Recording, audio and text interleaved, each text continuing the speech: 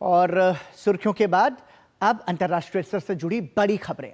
America के गोपनीय और खुफिया दस्तावेज लीक होने के बाद से अमेरिकी प्रशासन में हड़कंप मचा हुआ है। अमेरिका में अब इस बात की खोजबीन जारी है कि आखिर ये दस्तावेज लीक कैसे हुए। इस बीच इजराइल ईरान पर बड़े हमले की तैयारी कर रहा है। अब सवाल ये उठता है कि आखिर ये लड़ाई कहां रुकेगी। इजराइल की जवाबी कार्रवाई से संबंधित दस्तावेजों के लीक होने से भले ही ईरान को थोड़ी राहत मिल गई हो, लेकिन अमेरिका में हड़कंप मचा हुआ है। आखिर उनके अपने ही सिस्टम में ईरान का भेदिया कौन है, जिसकी पहुंच अत्याधुनिक गोपनीय खुफिया जानकारियों तक है। अब अमेरिकी प्रशासन लीक हुए दस्तावेजों की जांच में जुट गया है। दरअसल शुक्रवार को एक टेलीग्राम चैनल ने कथित अमेरिकी खुफिया जानकारियों से जुड़े दस्तावेजों को प्रकाशित किया, जिससे पता चलता है कि इजराइल ईरान पर बड़े हमले की तैयारी कर रहा है। उपग्रह चित्रों के जरिए तैयार किए गए इन दस्तावेजों में ईरान पर इजरायली हमलों की योजना का जायजा लिया गया है। लीक दस्तावेजों से पता चलता है कि इजराइल अपने सैन्य उपकरण को ईरान के पास के ठिकानों पर ले जा रहा है। 8 से 16 अक्टूबर के बीच इजराइल की तीनों सेनाओं ने संयुक्त अभ्यास किया। इस अभ्यास में लड़ाकू विमानों के अलावा बैलिस्टिक मिसाइल और ड्रोन को भी शामिल किया गया।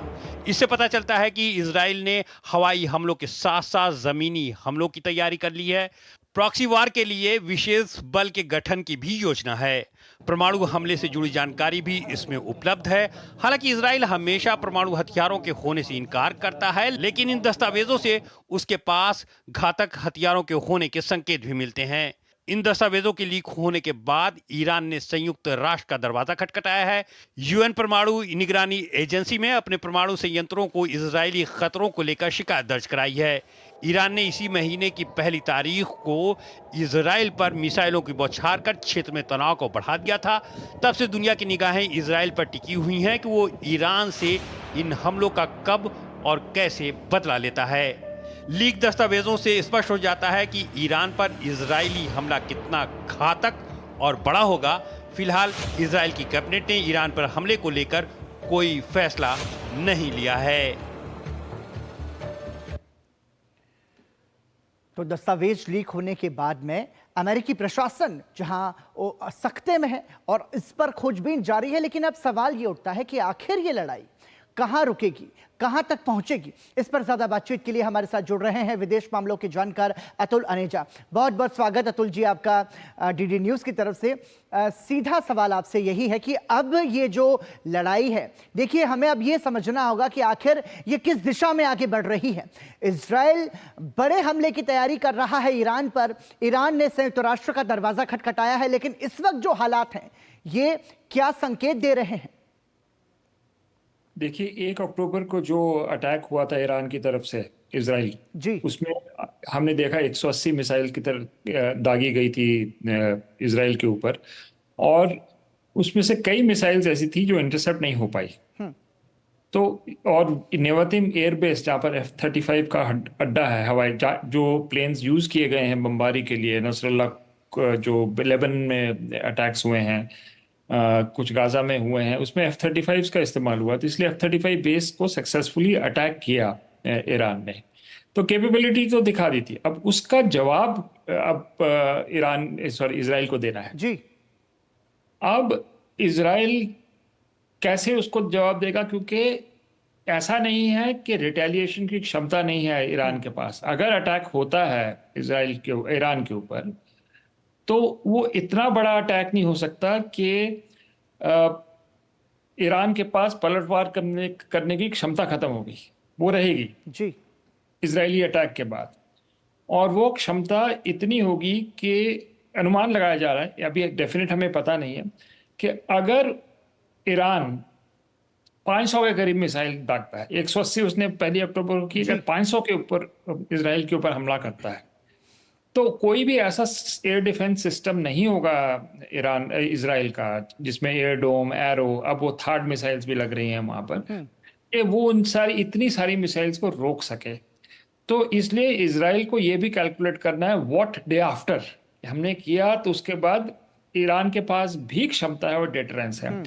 इसीलिए ऊपर से प्रेशर आ रहा है, डोमेस्टिक प्रेशर इजराइल के ऊपर, कि भाई आपने 1 अक्टूबर को ईरानियन हमला हुआ है उसकी कार्रवाई अभी तक आपने नहीं की, तो एक डोमेस्टिक प्रेशर भी बन रहा है।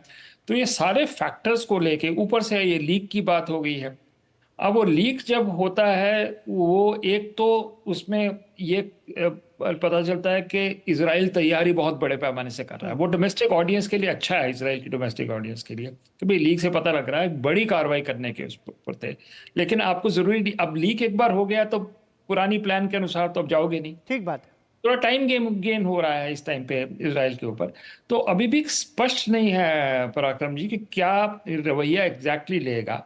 क्या न्यूक्लियर अब ईरान ने, जैसे आपने अभी कहा कि ईरान ने संयुक्त राष्ट्र सिक्योरिटी काउंसिल में ये रेज कर दिया है कि हमारे न्यूक्लियर फैसिलिटीज के ऊपर हमला हो सकता है और वो एक तरह से एक वॉर क्राइम होगा, ये ईरान की तरफ से आ रहा है।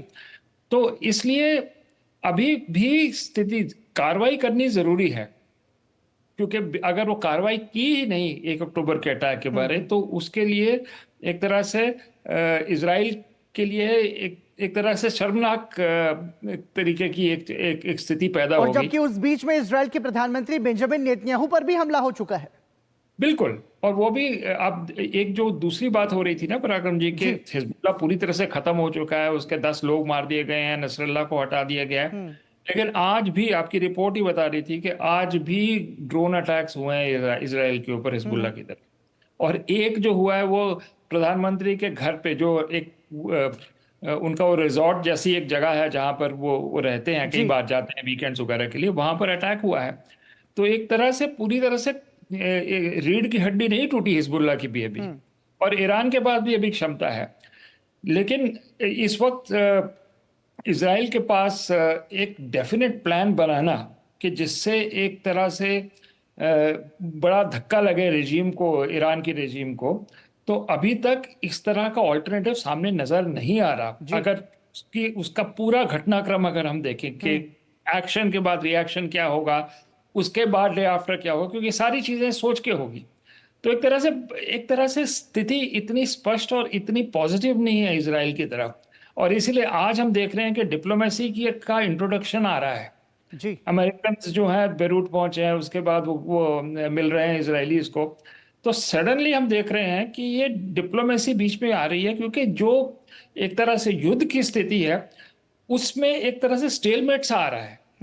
तो स्टेलमेट जब ये आता है तब गुंजाइश बनती है डिप्लोमेसी और बातचीत की। पहला हम आज देख रहे हैं कि बातचीत के बारे में इजरायलीज की तरफ से भी उनकी भी विश लिस्ट आई है नेतन्याहू की तरफ से कि वो अगर हिजबुल्लाह के साथ सीज फायर करेंगे तो कंडीशंस क्या होंगी। बात कंडीशंस की नहीं है, बात मुद्दा यह है कि बातचीत के लिए एक तरह से तैयारी है इजराइल की तरफ से। तो एक डिप्लोमेसी का टेंजेंट निकल रहा है, क्योंकि स्टेलमेट आ गई है इस वक्त। जो युद्ध के जो थिएटर है उसमें एक स्टेलमेट है। लेकिन अतुल जी, जब ये बड़ा हमला ईरान की तरफ से हुआ था इजराइल पर, उसके बाद हमने देखा था कि बेंजामिन नेतन्याहू ने प्रेस वार्ता करके ये कहा था कि ईरान को इसकी कीमत भुगतनी पड़ेगी। और उसके बाद में हमने ये देखा कि अमेरिका का ये बयान आता है कि इजराइल को प्रतिक्रिया करने का, जवाब देने का अधिकार है, हमला करने का अधिकार भी है अपने लिए। लेकिन उसमें यह भी कंडीशन अमेरिका जब ये डालता है कि जितना नुकसान ईरान ने आपका किया उतना ही आपको करना है, तो ये कैसे संभव होगा? इसमें अमेरिका की भूमिका को कैसे देख रहे हैं उस वक्त जब अमेरिका में राष्ट्रपति के चुनाव भी सिर पर है? इसलिए इस वक्त जो अमेरिका में स्थिति है, चुनाव की स्थिति है, तो अमेरिका इस वक्त नहीं चाहेगा कि एक बड़ी प्रेसिपिटेशन हो इस रीजन में, जो उसके चुनाव के जो एक तरह से उसके डायनेमिक्स पे असर पड़े। तो इसीलिए अमेरिका की तरफ से रिस्ट्रेंट की बात हो रही है कि भाई लिमिटेड आप अटैक करो। तो ये एक तरह से प्रेशर बना हुआ है इजराइल के ऊपर। तो एक फैक्टर ये आता है इजराइल के ऊपर। दूसरी बात पराक्रम जी जो हेडलाइंस में कम आती है वो है कि ईरान और रशिया का जो रिलेशनशिप है जी, वो भी क्वाइटली पीछे से उस पर भी काम हो रहा है। हमने देखा है कि रूस के राष्ट्रपति पुतिन और इधर ईरान के जो राष्ट्रपति हैं वो तुर्कमेनिस्तान में मिले हैं जी। जो रूसी टेक्नीशियंस हैं वो ईरान में तैनात हैं। वो थर्ड के लिए अगर अमेरिकन कर रहे हैं यहाँ पर, तो जो S-300 मिसाइल जो S-400 ईरान के पास है, पैरेलल प्रोसेस वो भी चल रहा है। वो कहाँ है ये मिसाइल्स, एयर डिफेंस मिसाइल्स, ये न्यूक्लियर इंस्टॉलेशंस और ऑयल टर्मिनल्स के बाहर हैं।